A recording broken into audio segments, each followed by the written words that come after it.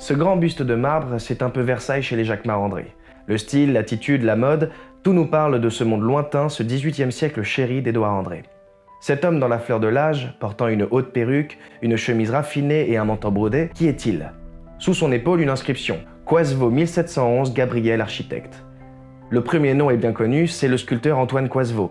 Originaire de Lyon, il est l'un des plus grands portraitistes du règne de Louis XIV. Fin psychologue, il insuffle à ses modèles une âme, une vie reconnaissable entre mille. Rebelle, il s'affirme aussi par sa façon de travailler. Alors que ses collègues façonnent des modèles d'argile qu'ils font ensuite sculpter par des praticiens, Coisevaux attaque lui-même le marbre.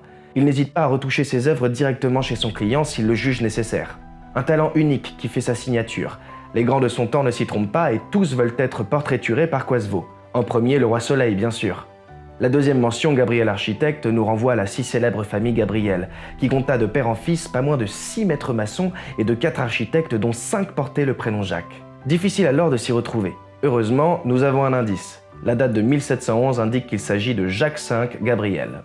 Premier architecte du roi en 1735, Jacques V s'est illustré à de nombreuses reprises dans la construction d'hôtels particuliers place Vendôme, la place de la Bourse à Bordeaux ou encore les hôtels de ville de Rennes et de Blois. Mais son œuvre fut un temps éclipsée par celle de son fils Ange-Jacques Gabriel, passé à la postérité pour son implication dans la construction du château de Versailles.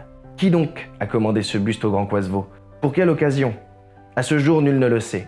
Sans doute était-il destiné à décorer une chapelle familiale ou une galerie, mais comme à son habitude, le sculpteur y a exercé toute sa virtuosité.